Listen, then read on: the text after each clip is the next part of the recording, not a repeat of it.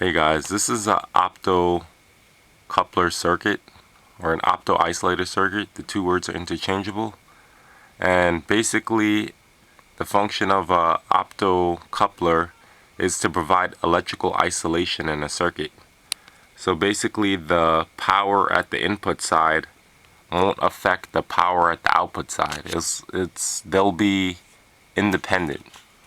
And this is necessary if you have a circuit that, say, has very high voltage input into it, but there's another part in the circuit that requires very little power.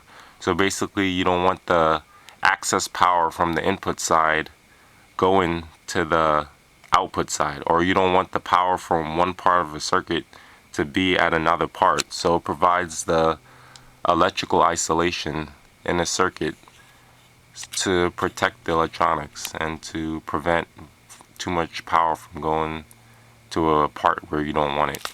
So now I'll explain how this works. And basically, this is the optocoupler IC, and there's an IR LED at the left side, and to the right side there's a IR phototransistor. And how it works is, when there's power fed into the IR LED, enough to power it on, then it'll beam infrared, and then this infrared gets carried across to the phototransistor.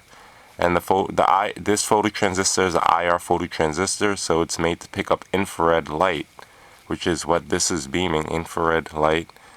And when this occurs and it picks up infrared, it now goes into conduction mode, so that current can now flow and power on a load that's connected to the output of the phototransistor. So this is how it works. And in the process, it provides electrical isolation from the left side to the right side, because these sides aren't electrically wired together.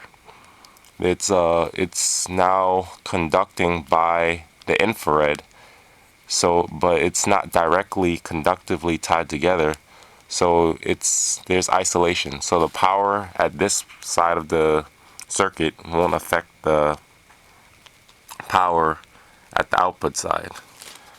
So in our circuit, the circuit that I'll show you in a moment,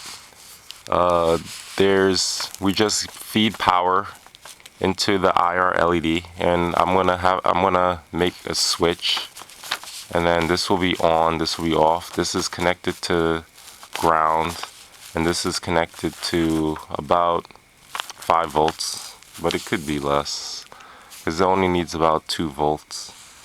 And this part of the circuit, we don't connect the base of the phototransistor, that's left unconnected. And oh, sorry, this connects to ground.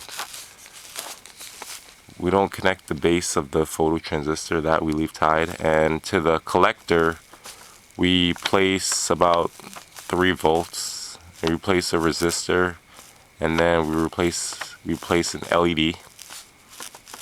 That's what we'll do in our circuit above. And the emitter can just connect to ground. And to demonstrate this circuit, this is the actual circuit, and right now it's off. The switch is off so that there's no power to the IR LED, so it doesn't conduct, and the LED is off. But if I turn on power, the LED turns on. And I didn't just turn the LED on, it's actually through the optocoupler. And the IR LED is now beaming infrared at the phototransistor, and this allows the IR phototransistor to conduct so that the LED can now turn on. And this is how, and this is with it off, and this is how an optocoupler circuit works. Thanks for watching.